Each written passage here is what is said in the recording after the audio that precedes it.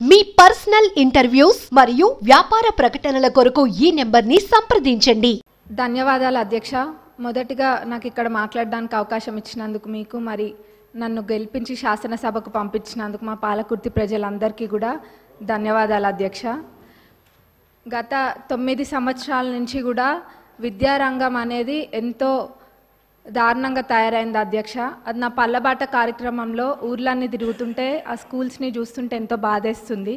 ఎందుకంటే పిల్లలు ఎంత ఇబ్బంది ఉన్నా కానీ కొంతమంది పిల్లలు కింద కూర్చొని అసలు కనీసము మౌలిక వసతులు కూడా లేవు అధ్యక్ష.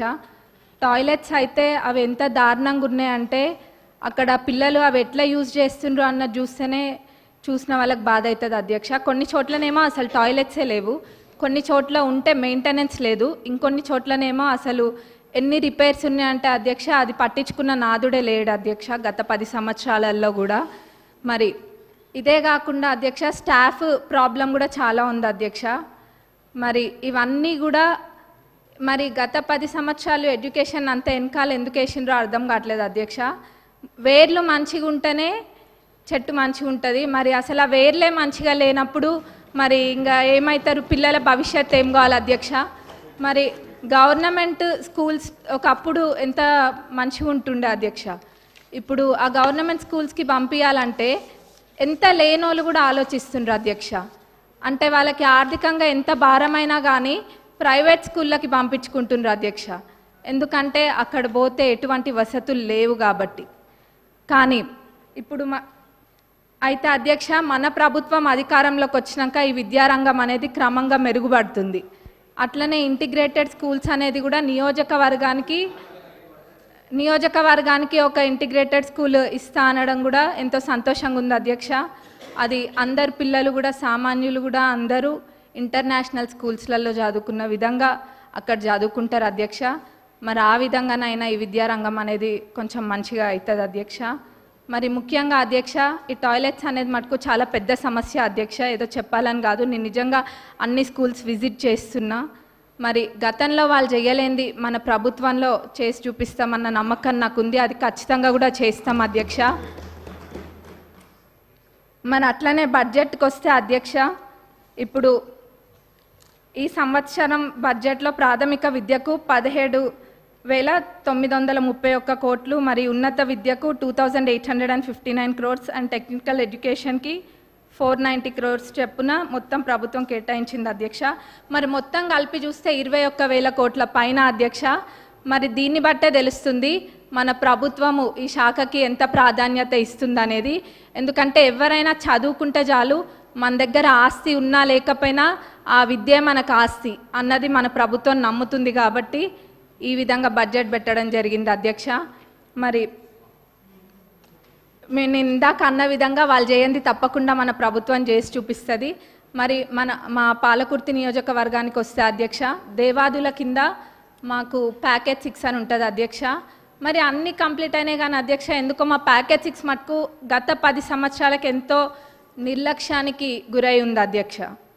అది ఎంత పెద్ద ప్రాజెక్ట్ అంటే మొత్తము దానివల్ల 78,000 ఆయకట్టుకి నీరు వస్తాయి అధ్యక్ష. అయినా కానీ ఎంతో నిర్లక్ష్యం చేసిండ్రు అధ్యక్ష. మొత్తం కలిపి కూడా 30-35% పనులు కూడా పూర్తి కాలేదు అధ్యక్ష. రైతులు అంటే అంత చిన్న చూప అధ్యక్ష. మనము ఇప్పుడు రైతుని రాజు చేసే ప్రభుత్వం మన ప్రభుత్వం అధ్యక్ష. కాబట్టి మన ప్రభుత్వంలో ఇది ఖచ్చితంగా చేయాలి అధ్యక్ష. మరి ఆ 30-35% కూడా కంప్లీట్ కాలేదు. ఏమైందంటే గత ప్రభుత్వంలో గత పాలకులు ఏదో ఎలక్షన్ల ముందు ఆదరాబాదరాగా జనాలకు చూపించుకోవడం కోసం అని చెప్పి పాత కాంట్రాక్టర్ యొక్క టెండర్ని రద్దు చేసి కొత్త కాంట్రాక్టర్లను పిలిపించి ఆ ఎస్టిమేట్లో ఎన్నో తప్పులతోటి అధ్యక్ష, ఎన్నో తప్పులు ఎన్నో మిస్ చేసి ఎస్టిమేట్ వేసిండ్రు అధ్యక్ష. మరి అప్పుడుతో పోలిస్తే జిఎస్టీ కూడా మరి 12% నుంచి ఇప్పుడు 18%కి పెరిగింది అధ్యక్ష. ఇట్లా ఎన్నో ఇబ్బందులతోటి ఈ కాంట్రాక్టర్లు కూడా పనులు చేయలేకపోతుండ్రు అధ్యక్ష. కాబట్టి ఈ పాత ఎస్టిమేట్ని కొంచెం సవరించి కొత్త ఎస్టిమేట్ తయారు చేసి అట్లనే పనులని ప్రారంభించాలని చెప్పి మీ ద్వారా గౌరవ గౌరవ ఇరిగేషన్ మినిస్టర్ గారిని మరి గౌరవ సీఎం గారిని కోరుతున్నాం అధ్యక్ష. ఎందుకంటే చాలా పెద్ద ప్రాజెక్ట్ అధ్యక్ష. 78,000 ఎకరాలకి ఇది నీరు అందిస్తుంది కాబట్టి ఇది పెద్ద ప్రాజెక్ట్ అధ్యక్ష. దీన్ని మన ప్రభుత్వంలో పూర్తి చేసి చూపించాలి అధ్యక్ష మనము. మరి అట్లనే అధ్యక్ష కాలువలు అధ్యక్ష, కాలువలు కొన్ని చోట్ల అధ్యక్ష అన్ని చాలా మటుకు కాలువలల్లో అన్ని చెట్లు మొలిచి ఉన్నాయి అధ్యక్ష. దాన్ని కూడా ఎవరు పట్టించుకోలేదు. మళ్ళీ ఎట్లున్నారంటే ఇక్కడ సభలో అనొచ్చు అనొద్దో అదేదో వాళ్ళు చేయకుండా ఏదో 10 సంవత్సరాలు మనమే ఉండి పాలించినట్టుగా చెప్తున్నారు అధ్యక్ష. ఏమైంది కాలువల్లో అవి ఉన్నాయి ఇవి ఉన్నాయి అని. మరి నవ్వాలో ఏడవాలో తెలియదు అధ్యక్ష. కాబట్టి మేమే మా నియోజకవర్గంలో అయితే ఒక 30 కిలోమీటర్లకు పైగా మా సొంత డబ్బులతోటి మేమే పెట్టి అది తవ్విపియడం కూడా జరిగింది అధ్యక్ష. ఇక్కడ ఇదంతా ఇబ్బంది లేకుండా లైనింగ్ కాలువలన్నిటికీ కూడా లైనింగ్ చేయాలని మీ ద్వారా నేను కోరుతున్నా అధ్యక్ష.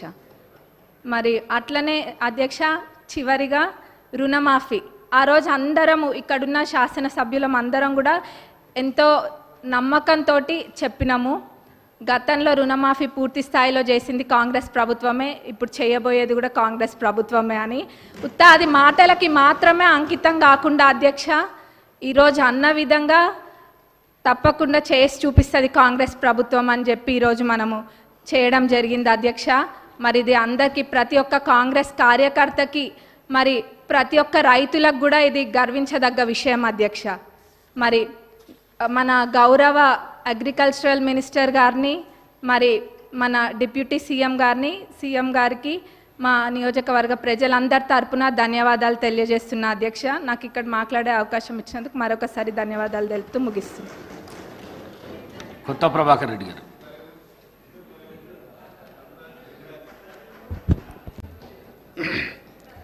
థ్యాంక్ యూ అధ్యక్ష.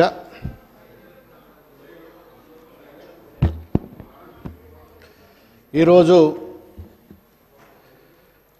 పంచాయతీరాజ్ రూరల్ డెవలప్మెంట్ మీద పద్ధతుల మీద మాట్లాడే అవకాశం ఇచ్చిన గౌరవ స్పీకర్ గారికి ధన్యవాదాలు.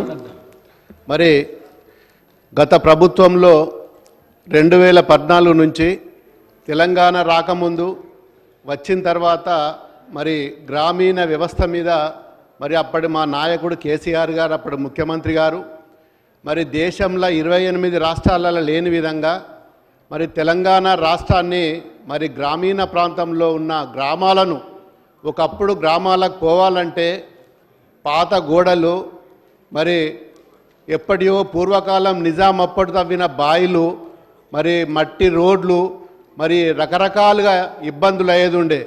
ఏ ఊర్లో పోయినా మురికి గుంతలు, ఊర్లలోనే పశువుల కొట్టాలు, గొర్రెల కొట్టాలు, చాలా ఇబ్బందులలో మరి ఉన్న ప్రజలను మరి 3 సంవత్సరాలలో